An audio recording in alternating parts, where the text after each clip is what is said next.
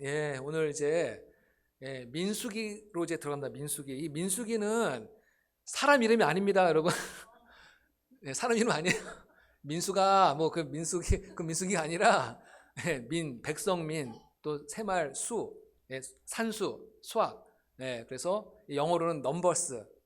그 왜 이제 민수기라는 이름이 붙여졌냐면은 이 안에 그 이스라엘 백성들의 인원을 계수하는 내용이 이제 첫 부분과 마지막 부분에 나오거든요. 그래서 사실 또 이것도 레위기처럼 이 진도가 잘 안 나가는 성경이기도 해요. 그래서 이제 민수기라는 이름이 붙여졌고요. 여기 지금 나오거든요. 우리 들어가면서 먼저 한번 같이 읽어볼까요? 시작.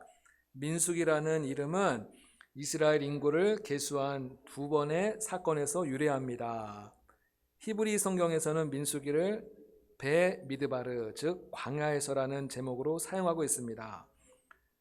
출애굽 이후 이스라엘 백성들이 40년간 광야에서 방황하는 가운데 약속의 땅에 들어가기에 합당한 자들로 훈련받는 내용들로 구성이 되어 있습니다.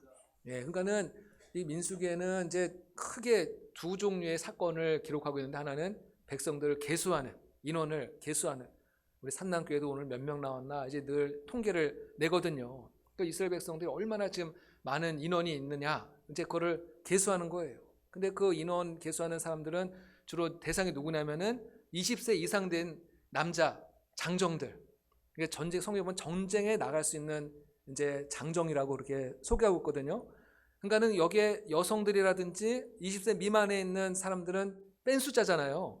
그러니까는 그 숫자까지 다 합하면은 그 이스라엘 백성들이 출애굽해서 광야로 들어갔을 때 인구가 이제 최소한 200만 명에서 많게는 300만 명이다. 한 가족당, 가족이 얼마나 많겠어요, 이스라엘 백성들이. 그러니까는 이 어마어마한 인구가 지금 광야로 지금 이제 들어가고 있는 그런 모습을 보여주고 있거든요.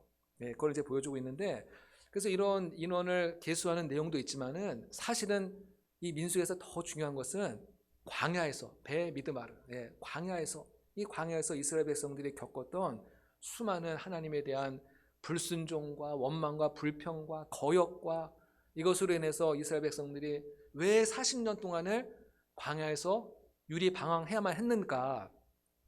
원래 처음에 모세의 계획은 뭐였냐면은 이제 애굽에서 출애굽하고 이제 가데스 바네아에서 정탐꾼을 보내잖아요. 정탐꾼을 가나안 땅에 보내고 그 가나안 땅을 들어가는 게 원래 처음에 의도였었거든요.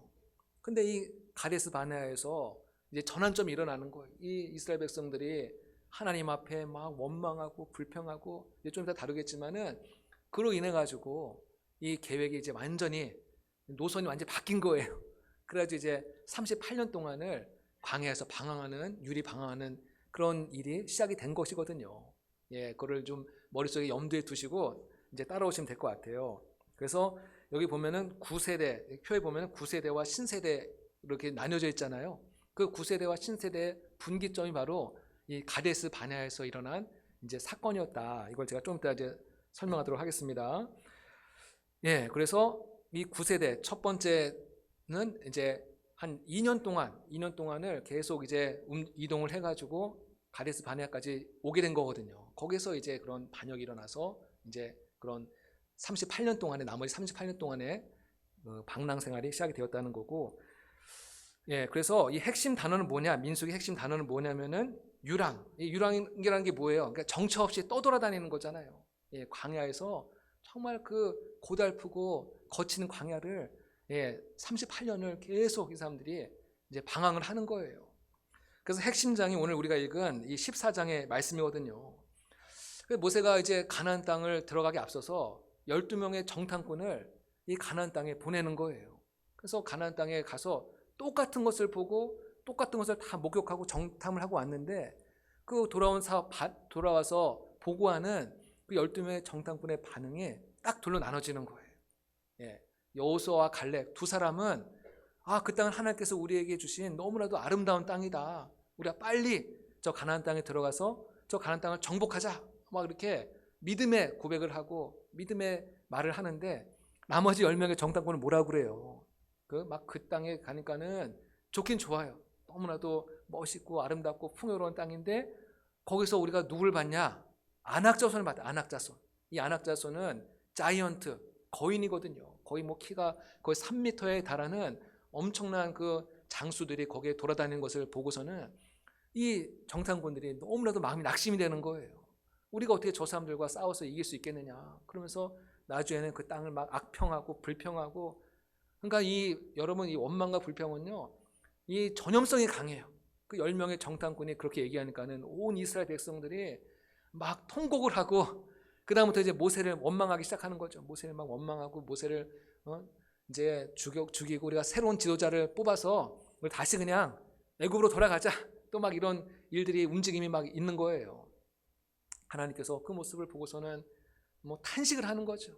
내가 지금까지 너희들을 애굽에서 10가지의 재앙을 보여주고 홍해바다를 건너게 하고 지금까지 너희들을 인도했는데, 그런 하나님의 능력과 하나님의 임재와 하나님의 은혜를 다 잊어버리고 그 10명의 정탐꾼의 그 말을 듣고서 이 이스라엘 백성들이 이렇게 막 하나님 원망하고 불평하고 모세를 죽이려고 하고 이런 모습을 보면서 하나님께서 너무나도 아주 극대노 하시면서 이제 뭐라고 얘기하냐면은 이스라엘 백성들을 이제 가나안 땅으로 바로 들어보내지 않겠다는 거예요.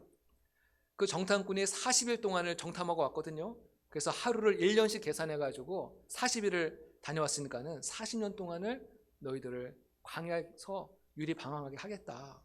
그리고 이 출애굽을 했던 1세대들은 여호수아와 갈렙을 제외한 모든 1세대들은 그 가나안 땅을 보지 못할 것이다. 오늘 본문의 말씀이 그걸 얘기하는 거거든요. 그리고 그 다음 세대, 넥스트 제네레이션, 뉴 제네레이션, 그 자녀 세대들이 이 가나안 땅을 보게 될 것이다.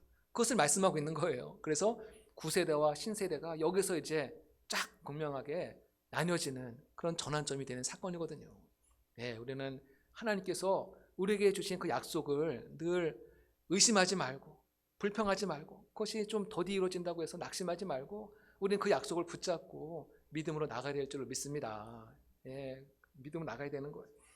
그래서 인구조사, 우리 시내산 처음에 그 이스라엘 백성들이 출애굽한 뒤에 시내산에서 이제 계수했을 때 인원이 여기 60여만 명 되고, 또 38년 후에 또 모압 평지에서 다시 한번 이제 가나안 땅 입성을 앞두고 그때 다시 한번 계수했을 때 또 그때 인원을 여기 또 이제 기록을 한 거예요. 그래서 여기 뭐 인구의 숫자는 뭐 그렇게 큰 의미가 있는 것 같지는 않고요. 어쩌고 이렇게 많은 이스라엘 백성들이 지금 가나안 땅에 들어가기를 준비하고 있다. 이제 이거를 이제 생각하면 될 것 같고요.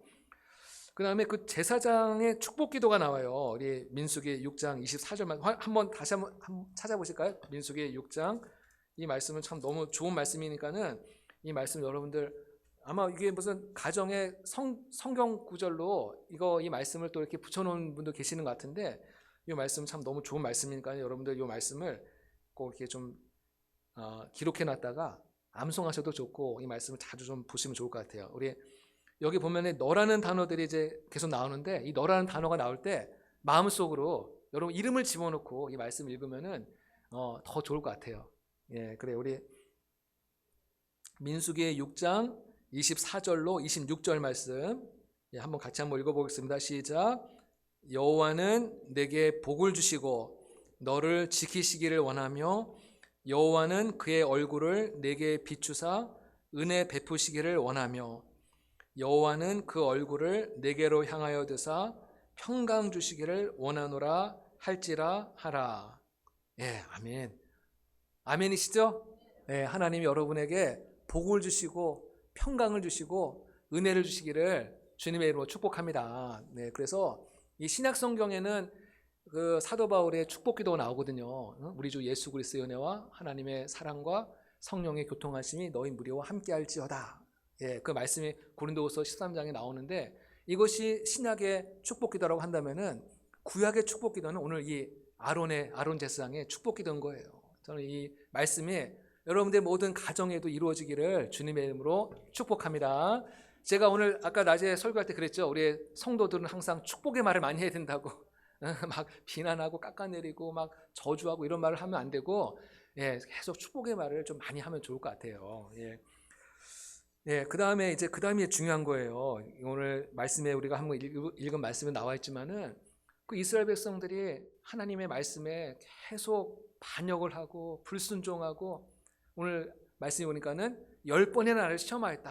하나님께서 막 너무 속이 상한 거예요. 내가 그렇게 이스라엘 백성들을 사랑하고 보호해주고 지켜주고 하나님의 정말 어마어마한 능력으로 이스라엘 백성들에게 많은 기적을 행했는데도 불구하고 그때만 잠깐 반짝 좋다 막 박수치고 좋아하고 시간이 지나고 나니까는 또다시 마음이 자꾸만 바뀌고 인간적인 마음으로 자꾸 바뀌니까 하나님이 막 너무나 마음이 상하신 거거든요.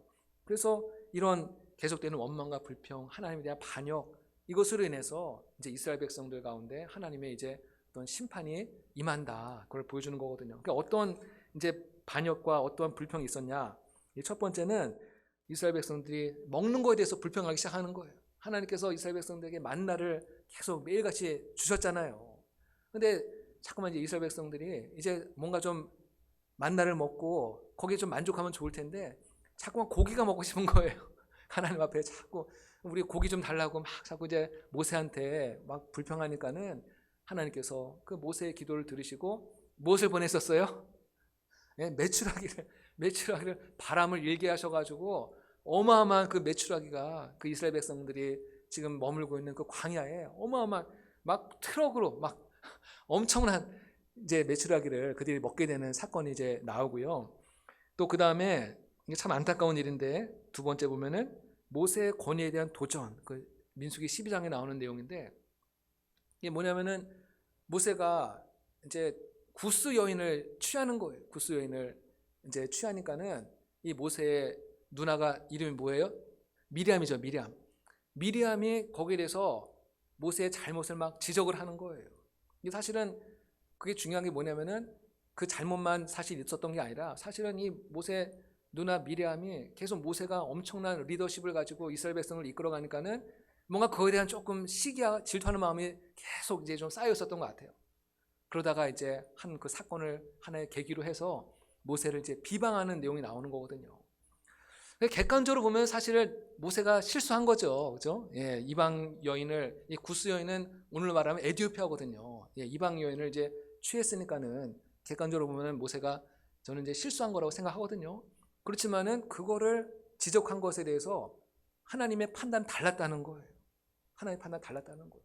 그래서 하나님은 뭐라고 얘기하냐면 내 종 모세는 내가 직접 대면해서 내가 그 모세와 직접 대화하는 나의 종이다. 근데 그거를 네가 모세를 거역하고 또 그런 말을 하는 것에 대해서 미리암이 잘못됐다는 하나님의 판단은 그거라는 거예요. 그래서 결국은 미리암이 문둥병에 걸려가지고 문둥병에 걸려서 일주일 동안을 이제 그 밖에서 생활을 하다가 나중에 합류하게 되는데 근데 여기서 중요한 것은 그 이후로는 미리암에 대한 기사가 없다는 거예요. 그러니까 하나님께서 미리암이 가지고 있었던 영적 리더십을 거둬가셨다. 이거를 이제 말씀하는 거거든요. 그래서 우리가 항상 이런 영적인 질서, 영적인 리더십에 대해서 우리가 또 한번 좀 생각을 해볼 그런 이제 대목이거든요. 그래서 저는 뭐 이것 때문에 무조건 목회자 하는 말은 다 옳고 틀리면은 막 그건 아니다 막 그런 얘기를 하려는 것보다도 하나님께서 세우신 영적 리더에 대해서 우리가 또 늘 순종하고 같이 협력하고 돕는 그런 성도의 자세가 중요하다.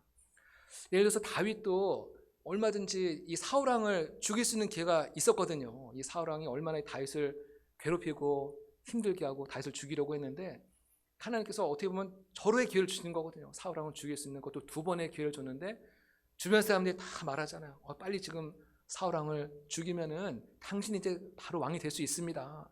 그렇게 막 옆에서 막 부추겼잖아요. 다윗이 어떻게 했어요?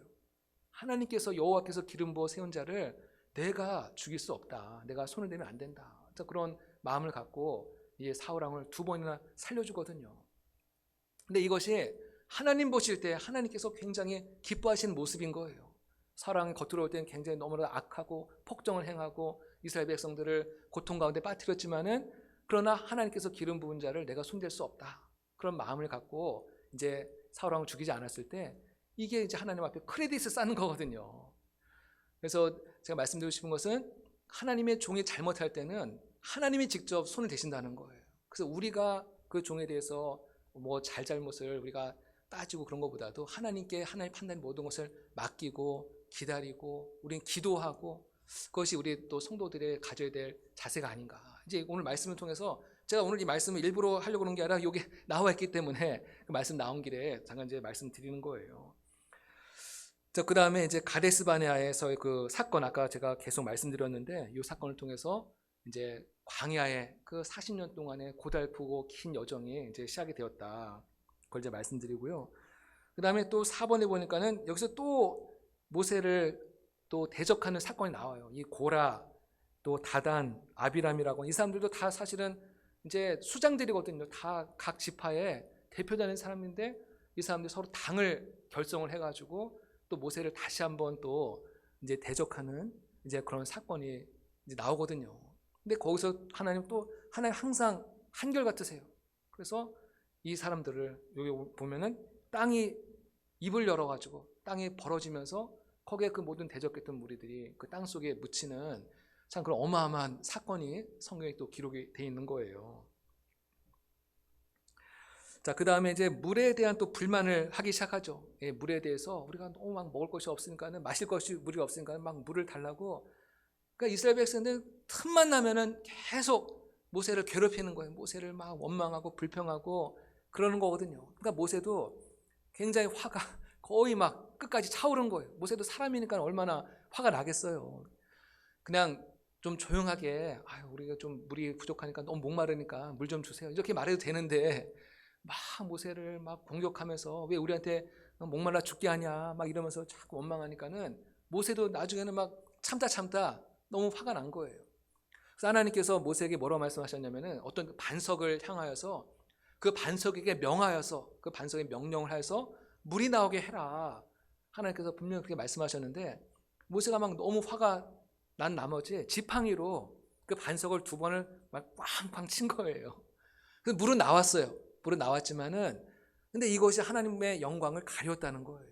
물이 나오긴 했지만은 하나님께서 이거에 대해서 굉장히 모세를 안 좋게 말씀하시는 거예요. 그래서 이 사건 때문에 모세가 가나안 땅을 못 들어가게 됐어요. 이 사건 때문에 하나님께서 그렇게 말씀하시는 거거든요. 예. 네가 지금까지는 다 너무나 순종하고 내 말에 순종하고 지금까지 너무 잘했는데 마지막에 그 한번 혈기를 내므로 인해 가지고 너는 가나안 땅에 들어가지 못할 것이다. 그래서 나중에도 신명기에 보면은 이 모세가 죽기 전에 느보산에 올라가서 거기서 이제 임종을 하게 되는데 그 가나안 땅을 보기는 봐요. 눈으로 하나님께서 보이는 줘요. 그런데 그 땅에 들어가지는 못하고 그 목전에서 그냥 보기만 하고 거기서 하나님의 부르심을 입는 그런 장면이 나오거든요. 그래서 우리는 항상 하나님 앞에 하여튼 절대 순종하며 나가야 될 줄로 믿습니다. 예, 하나님께서 명령하면 되는데 자기의 막 그 혈기를 주체하지 못하고, 그러니까 모세가 보면 약간 좀 혈기가 좀 많았던 것 같아요. 전에도 그 시내산에서 십계명을 받고 내려올 때 이스라엘 백성들이 그 밑에서 막 송아지 우상을 만들고 막 거기서 춤추고 축제를 하니까는 모세가 막 너무나 화가 나서 어떻게 했어요? 하나님께서 주신 이 2 돌판을 어떻게 했어요? 땅에 그냥 막 던져가지고 2 돌판을 깨트려 버리잖아요. 그러니까 이 모세가 굉장히 막 그 혈기가 좀 많았던 사람 같아요. 근데 이게 나중에도 여기서도 그걸 결국은 고치지 못하고 혈기 부리다가 결국은 가나안 땅에 들어가지 못하는 참 그런 안타까운 일을 겪게 되는데요. 근데 여기 사실 또 영적인 사실은 또 숨겨진 의미가 있어요. 그건 뭐냐면은 우리가 율법으로는 모세가 율법을 우리에게 준 하나님의 종이잖아요. 율법으로는 하나님 나라에 갈 수가 없다는 거. 영적인 이건 영적인 해석이에요. 우리가 율법을 아무리 잘 지켜도 한 가지만 율법을 어기게 되면은 우리의 노력과 인간적인 힘으로는 우리가 구원을 받을 수 없다는 것을 또 이제 영적으로는 그렇게 보여주는 거거든요. 예, 오직 우리 하나님의 은혜로 예수 그리스도의 보혈의 은혜로 우리가 구원을 받고 천국에 가는 것이지 우리의 율법의 의와 율법을 잘 지킨다고 해서 우리가 천국에 가는 것은 아니다. 이거를 또 우리에게 보여주는 하나의 사건이라는 거예요. 그 모세의 실패, 그리고 이제 참 안타까운 실패를 이제 보여주고 있고요.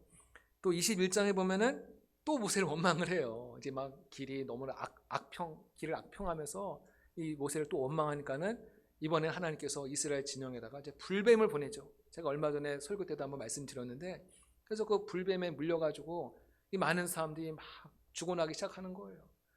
근데 하나님께서 모세에게 빨리 너는 노수로 뱀을 만들어가지고 그 노수로 만든 뱀을 장대 위에다 올려놓으라는 거예요.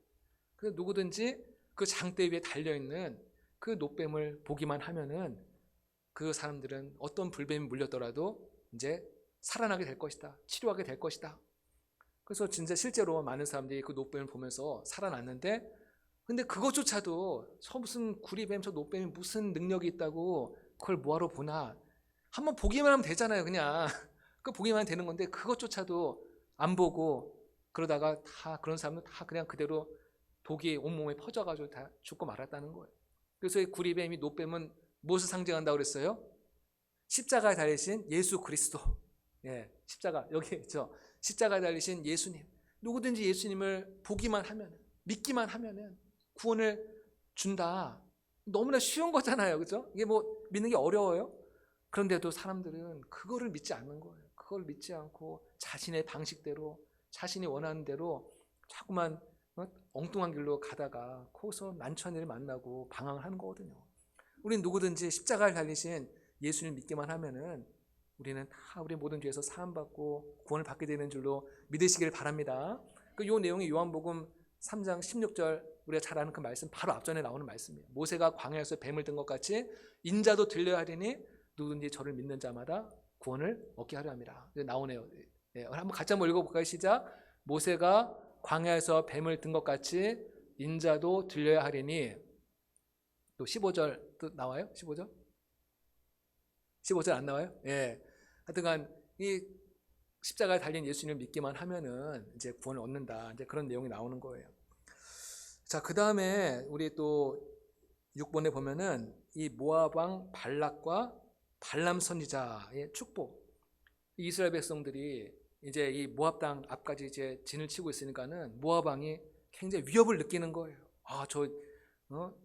남자만 60만 명, 저 많은 무리들이 모압 땅을 칠까봐 굉장히 걱정을 하면서 또 이스라엘 백성들이 그동안 지나왔던 그 모든 여정들을 너무나 잘 아니까는 하나님이 함께하는 백성인 걸 아니까는 이 발락이라는 왕이 굉장히 어떤 위협을 느끼는 거예요.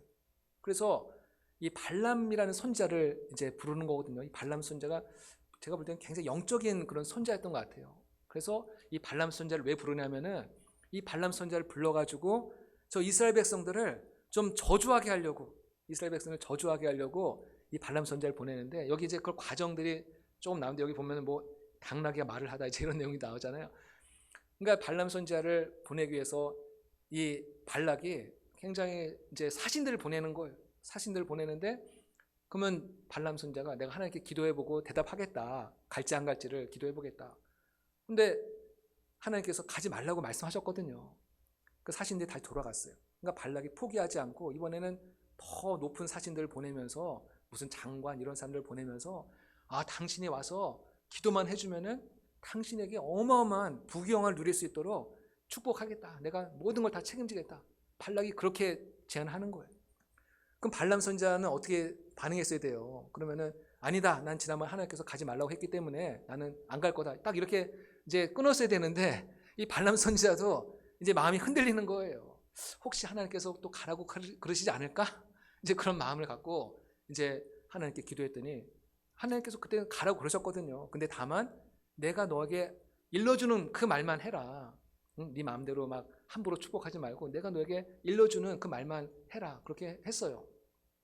그래서 나귀를 타고 이제 드디어 출발하는데 이 나귀가 갑자기 가다가 이상한 짓을 하는 거예요. 막 가질 않고 자꾸 뒤로 막 빼고, 양 옆에 이제 벽이 있었는데 그 벽 옆에다가 막 이제 막 몸을 비비니까는 이 발람 선지자가 막 발도 막 다치고 그러니까 너무 화가 나잖아요. 그래서 막 나귀를 막 지팡이로 때리는 거예요. 이놈 미쳤나 왜 이러면서 막 때리는 거예요. 근데 그때 놀라운 일이 일어나죠. 이 나귀가 입을 열어 말을 하기 시작하는 거예요. 네, 말을 하기 시작하는 거예요. 그러더니 너 왜 나를 때리냐? 내가 너 평생을 모시면서 한 번이라도 내가 너에게 거역한 적 있었냐? 한 번도 없었다. 서로 대화를 하는 거예요. 근데 그때 하나님께서 이 발람 선자의 눈을, 영안을 열어주시면서 영안을 열어보니까는 지금 저 앞에 누가 있냐면은 하나님의 사자가 이 발람을 죽이려고 칼을 들고 서 있는 모습을 그때 본 거예요. 그러니까는 발람 선자가 이래가지고 내 나귀가 나를 살려주려고, 나를 지켜주려고 이렇게 이상한 짓을 한 거였구나. 그래서 그러면 이게 하나님 뜻이 아니면은 저는 다시 돌아가겠습니다. 하나님의 사자가 일단은 가라. 가긴 가는데 그 발락에게 가긴 가는데 내가 너에게 일러주는 말만 하라. 이제 그렇게 말씀을 한 거거든요. 그래서 발람 선자가 발락에게 이제 가는데 이 발락이 너무 좋아했죠. 이렇게 선자가 와서 이스라엘 백성들을 저주하기 위해서 오니까 얼마나 좋아했겠어요. 여러분, 근데 이 발람 선자가 하나님 앞에 이제 그 큰 산에 올라가서 제단을 쌓고 하나님의 말씀이 이제 임하기 시작을 하는데, 근데 지금 이 발람 선자는 이스라엘 백성을 저주하기 위해서 지금 온 거잖아요. 근데 하나님께서 발람 선자를 통해서 이스라엘 백성들 저주하는 것이 아니라 축복하는 그 예언을 막 하기 시작한다는 거예요. 하나님의 그 백성들을 하나님께서 사랑하시고 보호하시고, 이 백성들은 하나님이 지켜주는 백성이다, 하나님이 함께하는 백성이라는 것을 계속해서 이제 축복을 예언을 하는 거예요.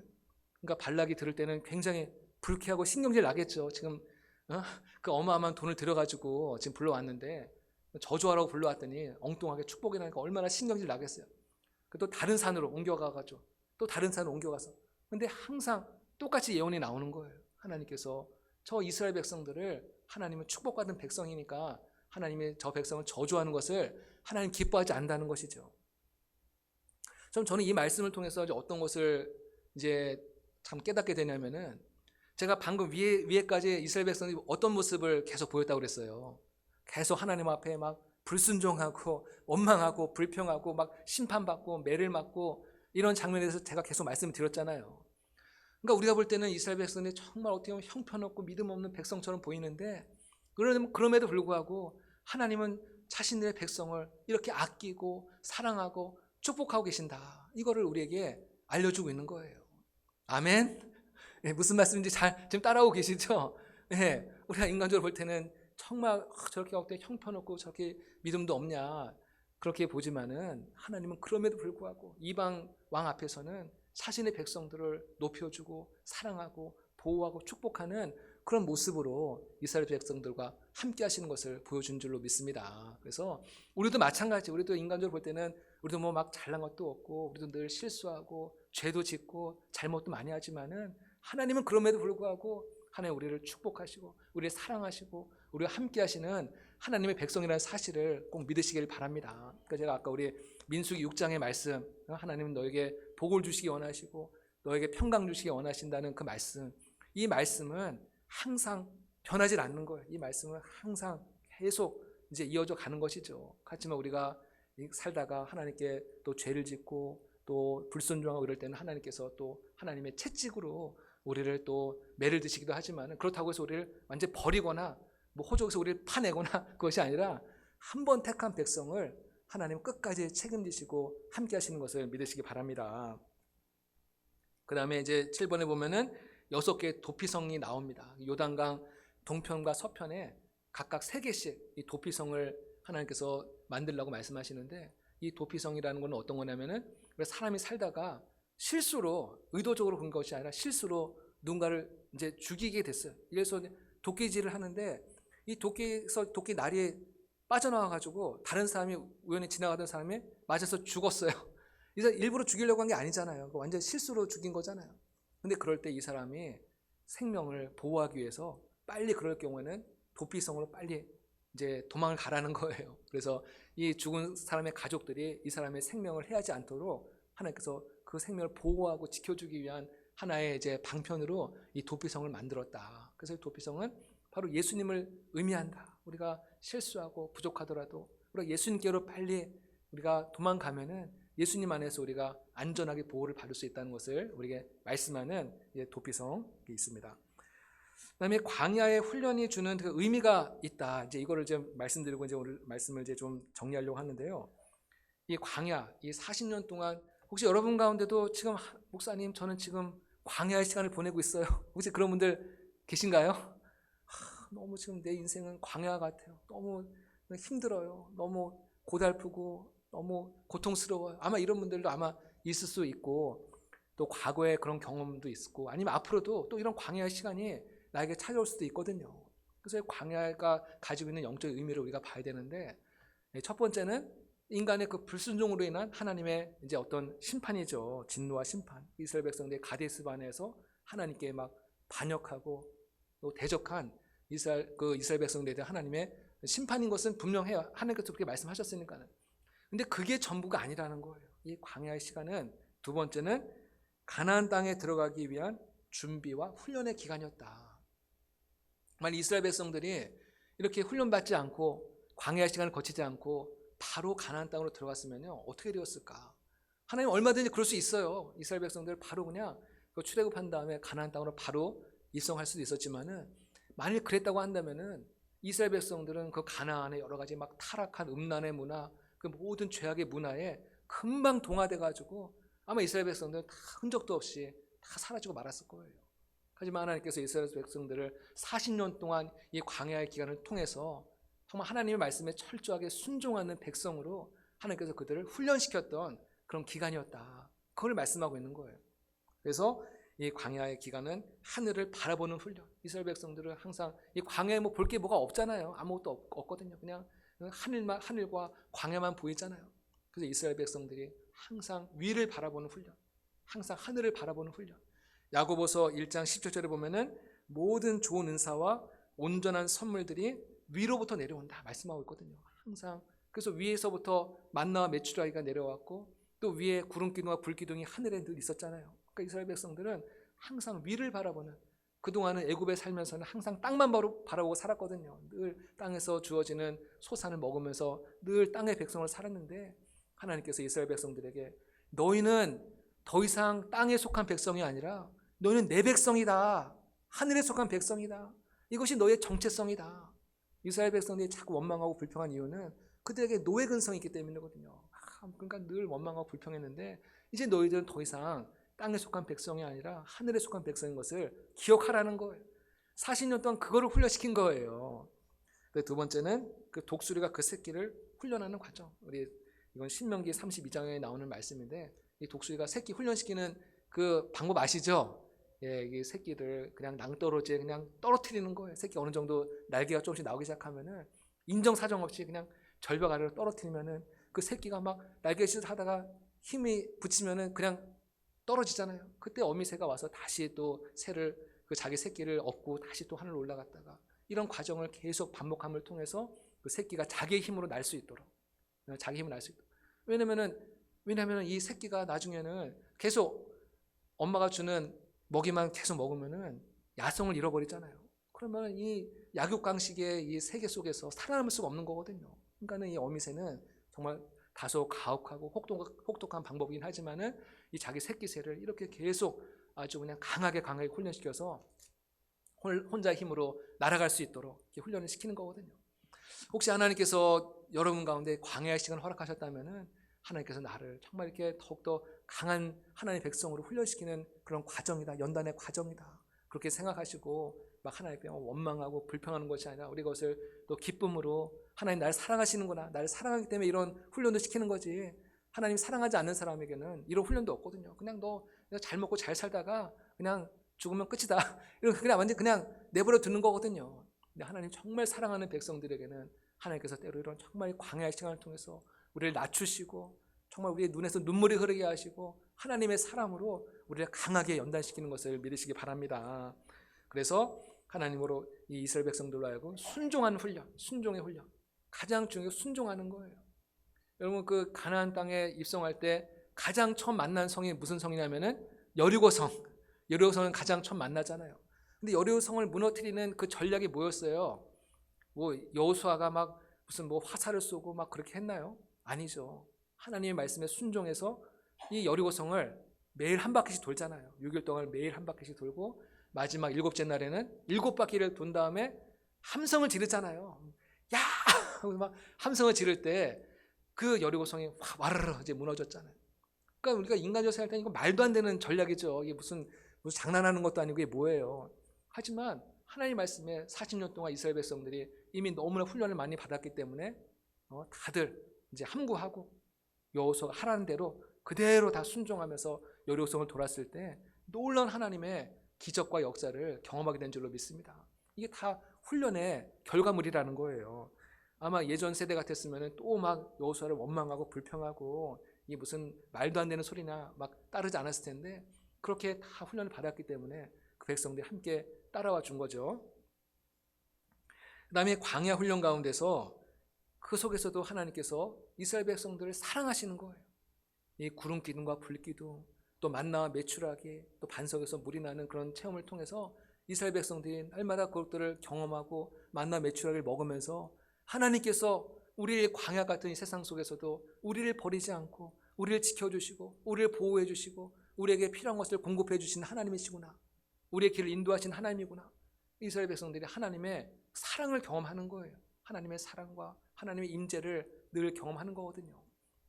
예, 그런 내용들이 이 광야가 가지고 있는 굉장히 중요한 내용이거든요. 그래서 그 신명기 8장 3절에 우리가 이제 다음 주에 다루기로 신명기 8장 3절에 보면은 무슨 말씀이냐면은 내가 너로 이렇게 광야에서 너를 낮추고 또 이렇게 많은 만나와 메추라기를 먹인 그 목적은 무엇이냐면은 사람이 떡으로만 살 것이 아니라 하나님의 입에서 나오는 모든 말씀으로 사는 줄 알려 함이라. 어디서 많이 듣던 말씀이죠. 예수님께서 하신 말씀, 예수님도 이 신명기 8장 3절 말씀 인용해서 마귀와의 싸움에서 대적을 하신 거거든요.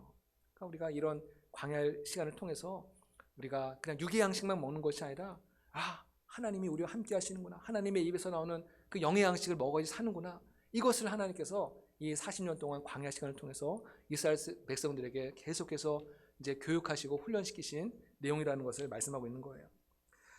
자, 우리 이제 마무리하면서 같이 한번 읽어볼까요? 시작.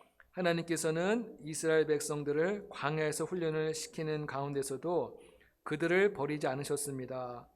구름 기둥, 불 기둥으로 그들을 인도하셨으며 만나와 메추라기로 그들을 먹이셨습니다.